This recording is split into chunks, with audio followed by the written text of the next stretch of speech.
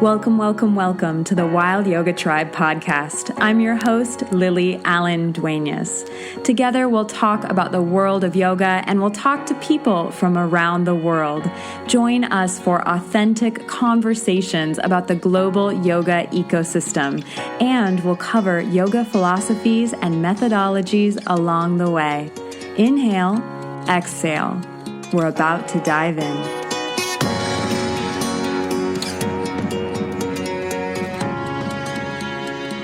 Namaste and welcome to this episode of the Wild Yoga Tribe. I am so excited. I am actually over the moon to welcome onto the show Nadine McNeil. She's a yoga teacher from Jamaica and is a global gallivanter who goes by the moniker Universal Empress.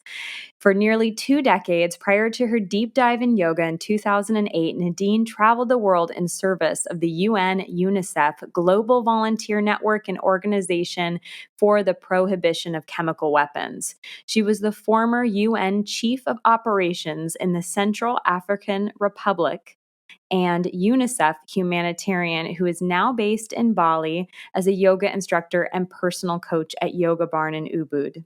Nadine is the founder of the Bad Asana series, which is a yoga with weights continuing education certification program through Yoga Alliance.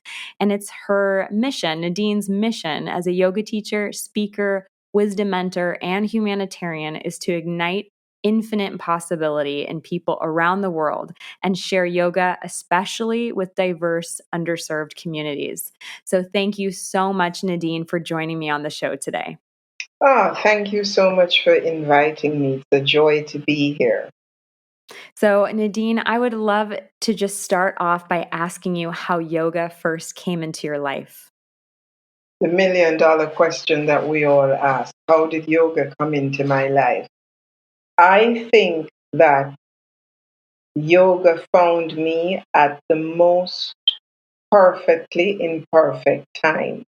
What do I mean by this? I had come largely from a fitness background. I had worked out in gyms, run a couple of half marathons. I've always been very exercise oriented. And I was living in the Netherlands at the time I was first introduced to yoga. And in fact, I went to Pilates before yoga. And a friend of mine suggested me trying it out. I'd sort of flatlined at the gym. I was bored stiff. And she said, why don't you try adding some yoga to your program? And so I did. And it's kind of comical because for the first several tries, I absolutely hated it. But yet I still kept going back. So something had me coming back. The practice that I really sort of took to initially and followed for quite some time was in fact Bikram. And wow, maybe for about 3 or 4 years, I did Bikram consistently 6 days a week. And then on Sundays, I would do a double whammy and do 2 classes. And with that, like with everything else, as you deepen in a practice, something else opens up. And so from there, I was called to Ashtanga. And so my general practice, having entered through a physical outlet, was initially very physical. And then somewhere I started practicing shortly after 9/11. I'd also had a major breakup with an engagement, heartbreak. And so at some point around 2008, I felt like I wanted to learn more about the philosophical aspect of this practice that was having or creating deep and meaningful shifts in my life. Wow. I didn't know that you came to the yoga practice through Bikram, and to do double whammies on Sundays. Oh my goodness. That's normally a day of rest in the Ashtanga tradition. How I was taught was that Sunday is the day to rest and to absorb all the practice. So it definitely seems like you did come to yoga through the physical route, but clearly now, I feel that yoga for you, Nadine, really is transformative. It goes beyond the asana. I know that you do a lot of other modalities of yoga, like women's circles and different practices. So, would you like to talk a little bit about beyond the asana, like how that has captured you?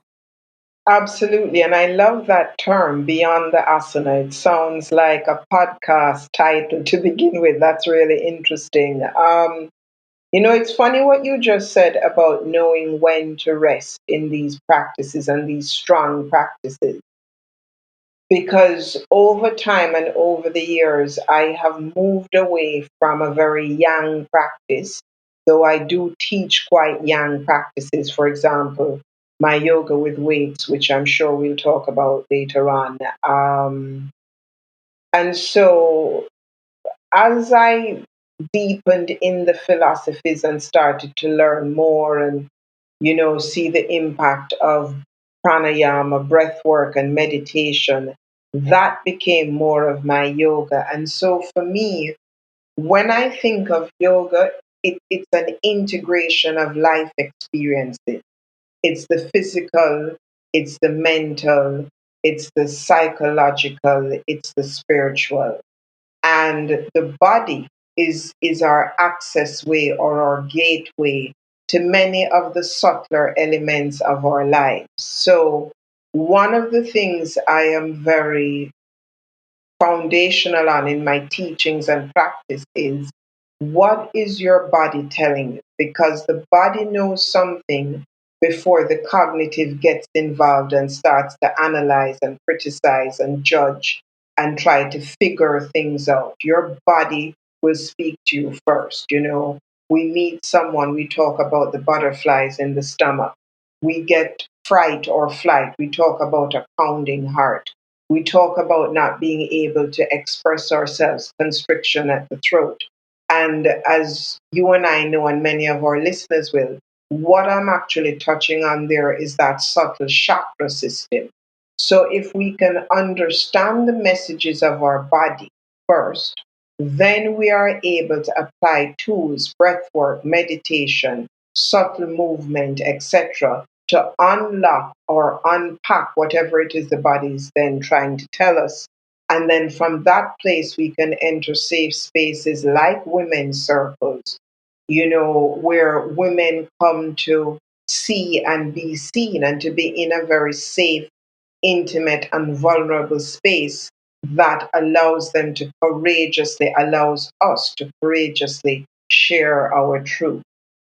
You said that so beautifully about yoga being an integrative experience and the art of listening to the body to unlock and unpack what it's trying to tell us, I think is absolutely vital to the practice of yoga and to all of the asana, the pranayama, the meditation, the yoga nidra. It is all about getting to those subtler levels of our unconscious, to try to access those truths. Because I really do think we already have the answers to all of the questions we're trying to ask and pray for and search for. I think those answers we don't need to look outside for them. They're already locked up inside of us. So I'm really glad you spoke on that. And you just mentioned women's circles a little bit. You introduced it. And I know that some of our listeners might not be familiar with that term in kind of a contemporary setting.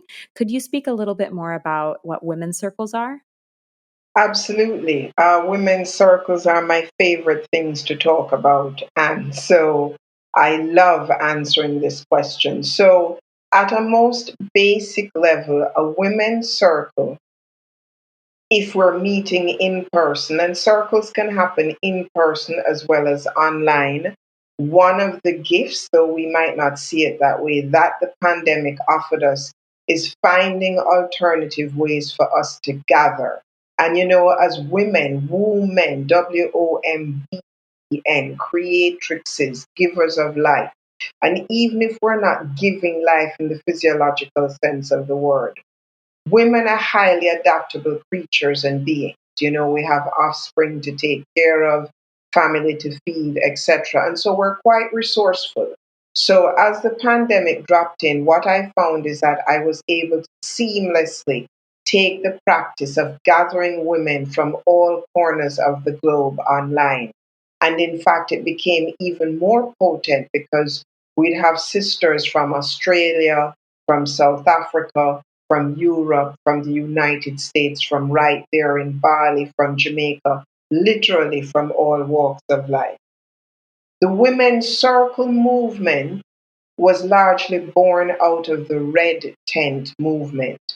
And one of the books that I highly recommend for anyone interested in the red tent movement and or women's work, the book called The Red Tent by Anita Diamant, and a must read at least once in your lifetime if you identify as female, Women Who Run with the Wolves by Clarissa Pinkola Estes, or Estes Pinkola. I sometimes get her name flipped the other way, but that's a legendary book, Women Who Run with the Wolves.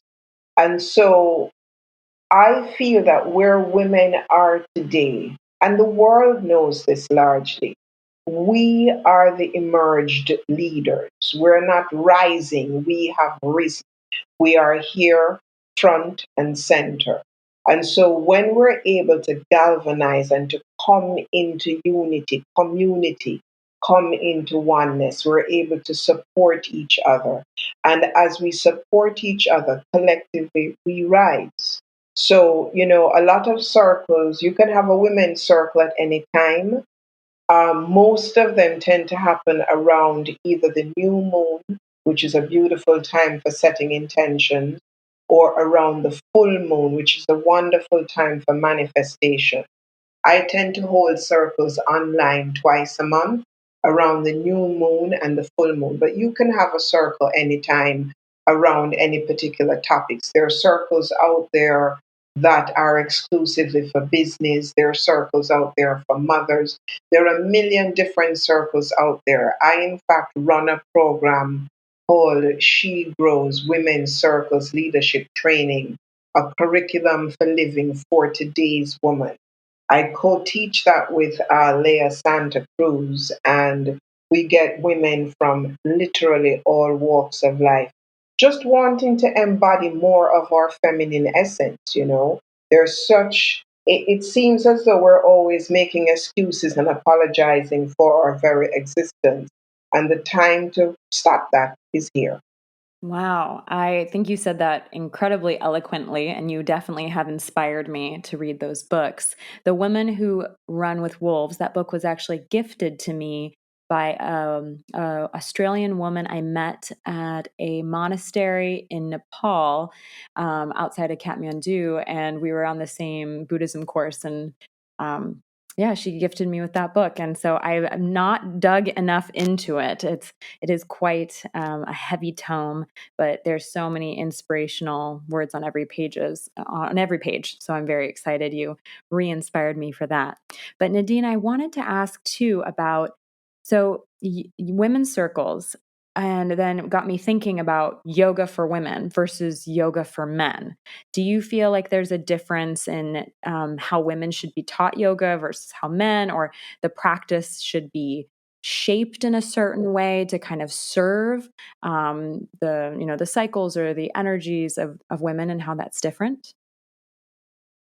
Wow, that is such a beautiful question. Thank you so much for asking that, Lily. Before I respond to that question, as I heard you share the experience about, having this book being gifted to you, Women Who Run with the Wolves.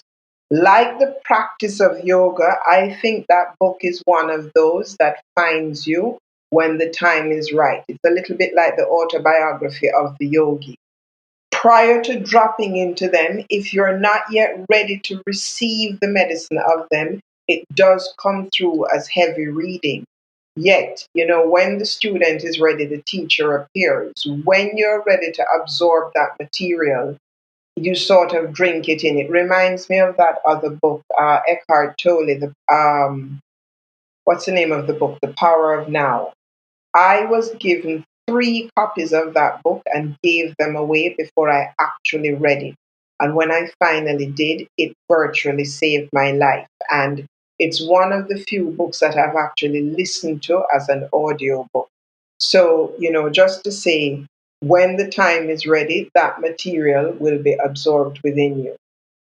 Moving on to your question about women's circles and women's yoga? Excellent question. Excellent question. Because, as many of us may know, the practice of asana as we know it, particularly Ashtanga yoga, was first designed for young boys in the Indian military. So here we are, the westernized evolution, revolution, and most of the people showing up at studios, certainly in North America and Europe, happen to be women. What a woman is required to practice as yoga, to me, aligns perfectly. We have been gifted with a built in navigational system, and that system is our moon cycle. If we're living in accordance with our moon cycle, as you said earlier on, Lily, there are days that you rest, you do not practice asana.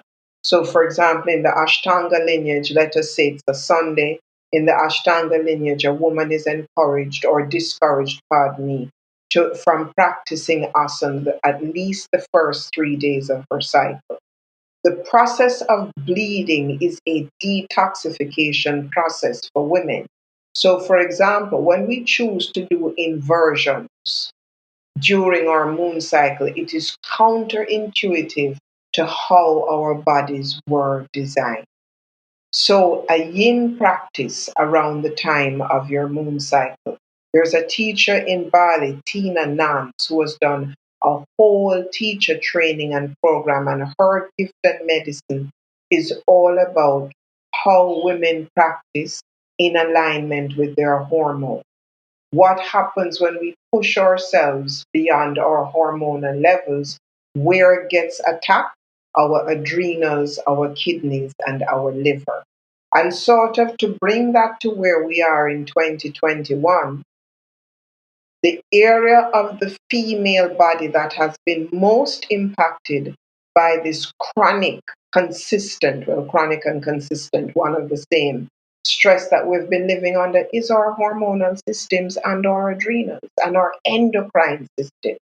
So, absolutely, women need to practice different things at different stage of the game. We need to know when to rest.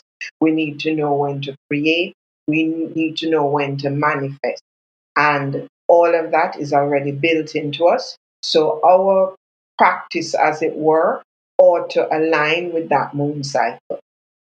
I think you hit it on the head there. We have this built-in navigation system inside of us that tells us, and if you track it, you can track which days you have more energy or which days you feel that it is time for rest, or which days you feel like you really need to you feel empowered and strong. Like it's part of the cycle, these hormonal changes. So I think that there's something about yoga, like the tapas, the austerities, the discipline of it, the showing up every day, the challenge. Like there's so many elements that feel very masculine, that feel like, of course, this yogic practice was created for initially for those young, skinny Indian boys to accomplish. And we forget that the yogic practice is different for every single body, because the actual skeletal system, as well as the endocrine and the adrenal, it's just different for every single person.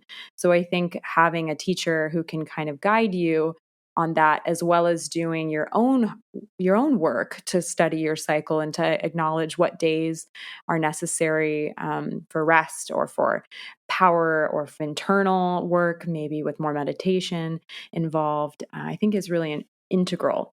So Nadine, we're talking about these great, just beautiful big topics. So of course, I kind of would love to ask you, what do you envision as the future for yoga in Westernized societies? I know, big question, but I would love to hear your wisdom on that. We begin with our younger ones. We begin with the children. Many of us as adults come to yoga either through an emotional crisis, a physical health crisis, or some transition, as it were. And a lot of this, particularly for women, is it's as though we have to unlearn to relearn. Imagine if children, and we've seen the impact of this in schools that have, brought mindfulness, as it were, into the curriculum. That calmer children are less likely to crave sugar. They're more likely to eat a high vitality diet. They're more likely to be calmer, which ultimately has a positive effect on their results.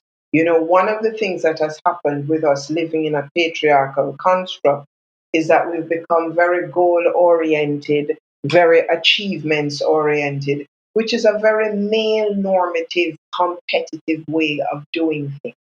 As women, our approach is more collaborative, communicative, building, alliances, as it were. So that's one of the things I see with yoga moving forward. And, as you mentioned, thank you so much. I'm always humbled when I hear my accolades. And even as a woman, for a very long time, I didn't own those accolades because to do that would appear almost as though I were being pompous. But when I think about years of doing emergency response and logistics in the field, working as an aid worker within the UN system and elsewhere, high divorce rate, high sex addiction, high alcoholism and other addiction. This is because we are working in an environment that is incredibly high stress, where there is no built in support system to help us to manage all of that intensity. So, what do? It's natural. As humans, we look for ways of escaping. So, for example, I remember being in the Central African Republic and offering yoga on a voluntary basis to my colleagues and other people that were interested. And everyone spoke about, favorably so, about, how moving their body helped to alleviate the stress. Sitting in meditation helped them to calm the mind. So they were more responsive than reactive to life. So I believe that yoga as a tool, and it doesn't matter what your religious orientation may be, what color you are, what ethnicity, what gender, etc. If there is a tool that we can tap into immediately as human beings, I'll share an interesting story with you after this, then we're just supporting ourselves in the most holistic and organic fashion. As we've seen recently, Haiti has suffered yet another massive earthquake. And minutes before the earthquake, I was teaching on a retreat here in Jamaica, and I was invited to ground the group. And being aware and highly connected to my intuitive self, for whatever reason, I had all of us out on the lawn, this gorgeous lawn facing the sea, and something I hadn't taught in forever, but I was guided this morning to teach people how to shake, how to just move energy through their body and how to shake. And in less than 5 minutes after we completed, we felt the earthquake here in Jamaica. And so, what I wondered, was I picking up something energetically from the earth? Because if you think of animals, think of a dog, think of a cat. When an animal is frightened in any way, they stretch and they shake. It removes the trauma from the body. We as human beings somehow have alluded ourselves into thinking that we are way more sophisticated than we actually are. And if we can just drop in and tap into the wisdom of the body will always take care of.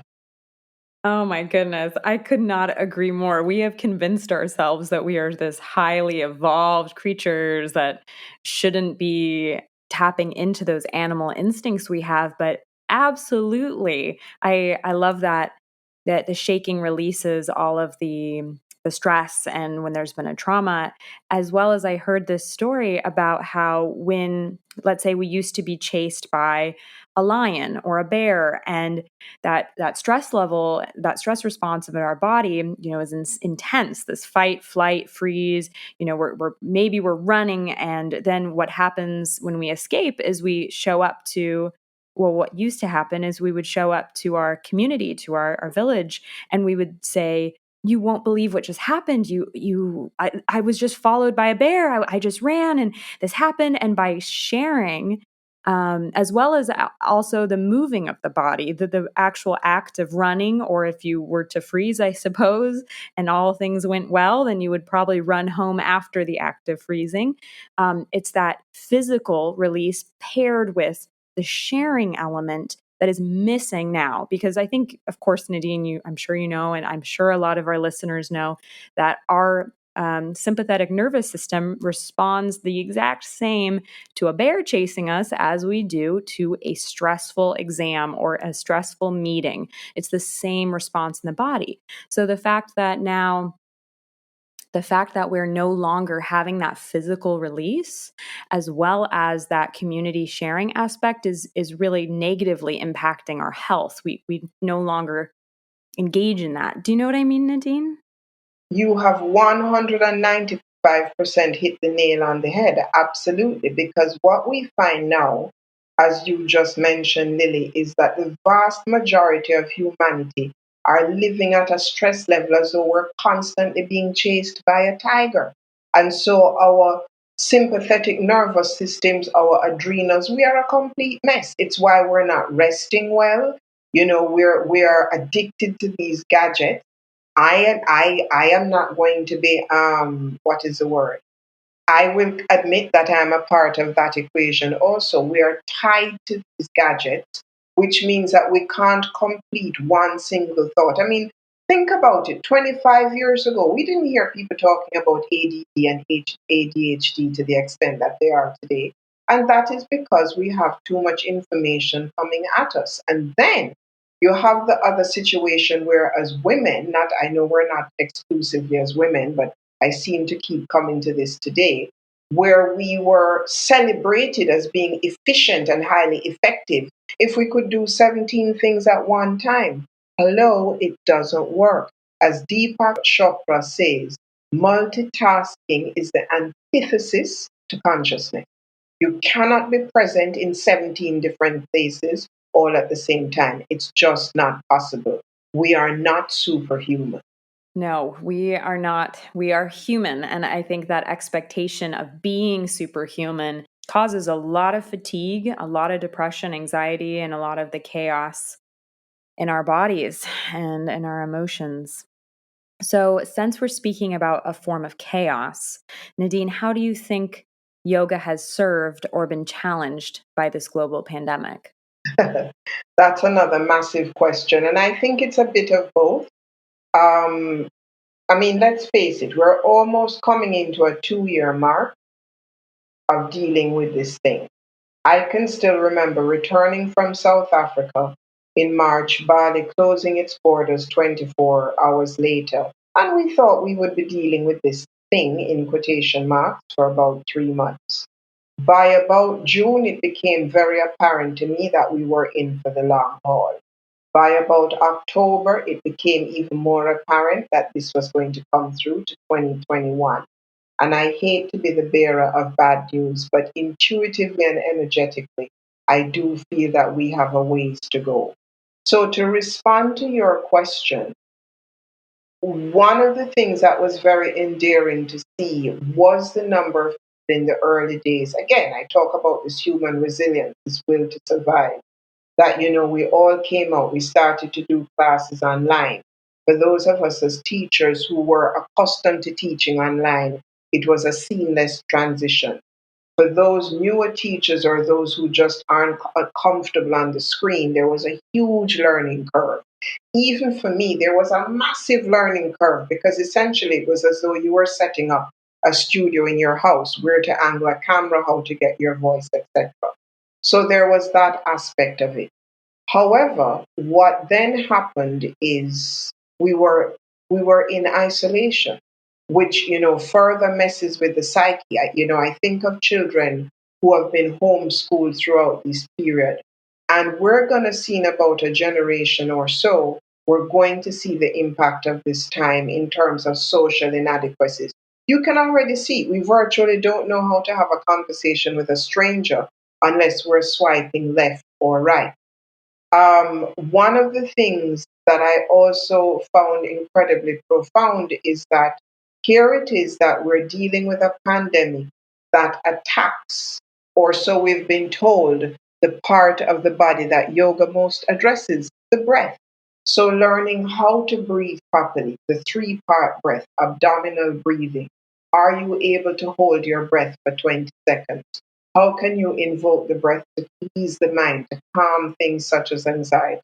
From the macro to the micro, I think the possibility for yoga to redesign itself, reconfigure itself, so that it does show up everywhere from the boardroom to the bedroom, a tremendous opportunity has been gifted to us.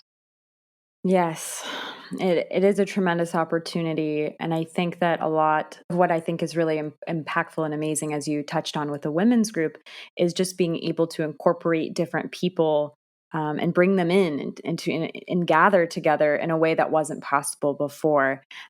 Maybe you're a mother with 5 young children at home, and just attending a class in Ubud would be absolutely impossible.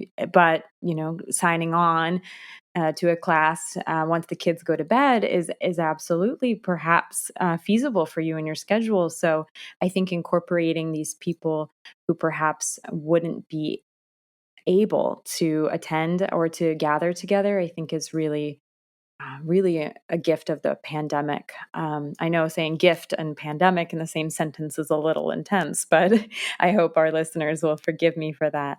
And Nadine, I would want to also touch on the offerings that you do offer. I mean, I mentioned that people around the world might want to join in, and I know you offer a royal reset and transformational coaching and Dharma dialogues. I would love to talk to you a little bit more about the amazing offerings you are here to share and serve with.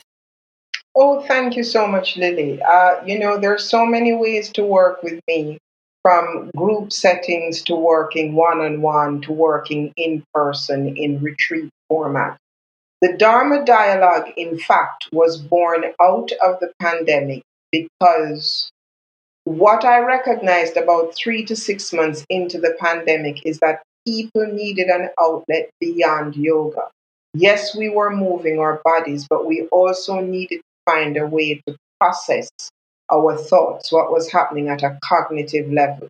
So the Dharma Dialogue is essentially a 75-minute offering where about 35 minutes of it, more or less, is devoted to breathwork, pranayama, and yoga inspired movement. And then the remaining portion involves some journaling and some mentoring and coaching around a particular topic. The royal reset is the other end of that very spectrum, where you come to Jamaica, a beautiful island, and we work one on one for 5 days and 4 nights. Even before you have come out to Jamaica, we do one coaching or mentoring session online or via Zoom. That's a one on one call. There's quite a bit of back and forth or communication that happens, because I then send through to you some information where you then share even more about yourself, so that I'm able to tailor make your retreat to suit you. So you'll get as much space as you need on the retreat. Who is this retreat for? If you're working on a project, you're in transition, between careers, let us say, you're not quite sure which way to go next. We do a few exercises where we unpack where you've been, where you are, and where you choose to be. There's that. You're working on a book. I myself am a writer. You're at a certain point. What's the next step that you want to take in that? You are about to enter into some shift in your relationship. Anyway, there's a whole range of ways in which we can take this. And so while you're on the ground here, for 5 days and 4 nights, there's daily meditation, daily movement of the body. We spend somewhere between 2 and 3 hours each day unpacking whatever it is, the issue that we're working through. There's space for you to have massages. All of your meals are specially designed for you. If someone is interested in something like plant medicine, arrangements can be made for that. So that is really a bespoke offering with a huge degree of anonymity and confidentiality. Because one of the things I've also found, Lily, is that you have some people that they know they want to do some work, they just don't want to do the work in a group setting for one reason or another. This retreat speaks to them. I do also offer 3 to 6 months group coaching programs. The next one is going to start some point during the first week in September. I limit that to about 10 people. We meet every other week in a Zoom session for about 90 minutes. In between that, there are email assignments. You have an accountability coach. You get certain work to do, and then we discuss and unpack that in the subsequent sessions. And then, if someone wants to just simply work one on one, I also offer one on one mentoring. You notice I hesitate each time I have to use the word coaching because I actually don't like it, but it's a word that people can relate to. I believe that what I do is that I offer mentoring. I hold a sacred space with a mirror that you are able to see yourself sometimes for the very first time. Oh, wow. All of your offerings sound like incredible space and containers for transformation and for discovery and for attunement. So I love all of the work you're doing, Nadine, and I thank you for it. And I hope my listeners will tap into the show notes, which will be here wherever you're listening to the podcast. It'll be right here on the episode. You can find all of Nadine's links and information on her offerings, as well as on my website, thewildyogatribe.com. That will be there as well. So, Nadine, what is your social media handles, just so people can know to look for you? Oh, thank you so much. On Instagram, which is where I'm most active these days, it's Universal Empress, all one word. Also, my YouTube channel, I invite listeners to visit my YouTube channel. There's a whole range of various talks that I have there. I do something called Woman Talk, where about once a week or once a fortnight, I have a conversation with a woman who has positively impacted my life. One of them that's there at the moment, very interesting as we touched on in this talk, just about how we're impacted by our moon cycle. In that particular talk, I'm speaking with my acupuncturist, Michelle Hansen, who is based in Bali, and just a whole range of topics, everything from ethnicity to consciousness to gender to a couple of yoga classes, a couple of meditation practices there also. And of course, my website, universalempress.com. Thank you, Nadine. So, how did Universal Empress, that moniker, how did that come to you? I love it. Yes, thank you for that. Coming from Jamaica and having locks, which is largely associated with the Rastafarian culture as well as with the Sikhs in India. In Jamaica, a woman who has locks is referred to as Empress. And if you are deeply entrenched in your Rastafarian culture, you mostly have your hair covered because your hair is seen as your covenant, your crown, as it were. Hence the term Empress. The universal bit to me was quite natural. You know, I've lived and traveled all over the world, and one of my taglines is Jamaican by birth, universal in outlook. So it was just a natural fit, and it seemed to go really well, Universal Empress. Little did I know as I named myself that what I would be living into. I haven't regretted it for a moment. Some of those instances have been a hell of a lot easier than others. But as we also know, is that growth oftentimes comes through immense adversity. Yes, that's an amazing story to a well-deserved, well-earned title. And Nadine, I know that you've been teaching yoga internationally and you've been based in Ubud for a while now, but I know you're in Jamaica now and leading the Universal Resets in Jamaica. What is the yoga scene like in Jamaica these days? I'd love to hear more. The yoga scene in Jamaica is in a deep place of transition at the moment. We do have a ton of qualified teachers on this island. I'm proud to say some of the best teachers I've encountered are here. However, like everywhere else impacted by the pandemic, many of those studios have closed. Yoga is not necessarily mainstream per se in Jamaica. I would say largely because there's some resistance or pushback because it's such a Christian fundamentalist country and society. But yoga has certainly come a long way and it continues to grow. There are retreats that are being held on this island, many foreigners coming here holding retreat. I'll be co-facilitating a beautiful retreat with one of our top teachers, Sharon Fiani, 21 to 24 October. It's a soul calling retreat for women, also alongside another healer, Pooja. Pooja works with crystal bowls and she's absolutely amazing. So the scene is emerging here. It certainly is nothing close to Bali or Costa Rica, but we certainly hold our own in the global. Thank you for sharing that with me, Nadine. I was in Jamaica for a trip back in 2000 and I think it was 3. It was a long time ago, but it's such a vibrant island and it has so much energy to it. I think it would be an amazing place to practice yoga. So I'm glad you're leading your retreat, and I really hope all you out there, dear listeners, take a look at Nadine's website and her social media and check out her offerings. So thank you so much, Nadine, for being on the show with me today. It has been a joy to be with you. Thank you so much for this opportunity. And I just want to say, at the risk of sounding salesy, that October retreat is almost sold out. So if it's something that speaks to you, jump onto it quickly. You can find out about it on my bio on Instagram.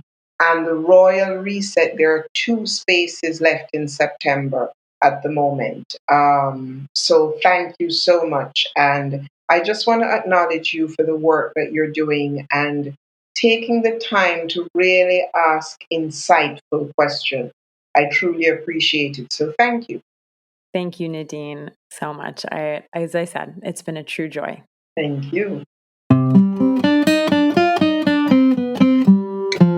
Thank you so much for being here and listening to Nadine's insight and expertise on women's circles and how yoga can serve the lunar cycles and the moon cycles, and also how yoga has been challenged and served by this pandemic. There has been a lot of light that has been shown on a lot of different things because of this pandemic. And I think that Nadine was very eloquent in discussing that, as well as listening to our bodies, releasing the strension. I made up a new word, stress and tension in our body through shaking or asana, and through listening and sharing is profound. So thank you again for being here, dear listener. I know your time is precious. It has been an honor to be with you as well.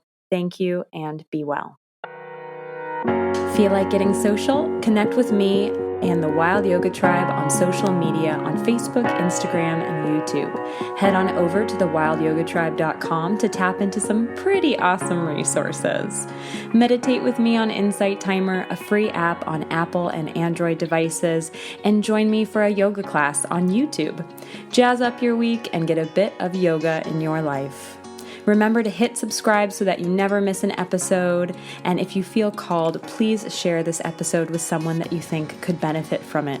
Leaving a review would also be so appreciated. Thank you again, dear listener, for being with me.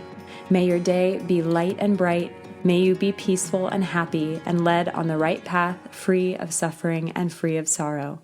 Be well, dear one. Be well.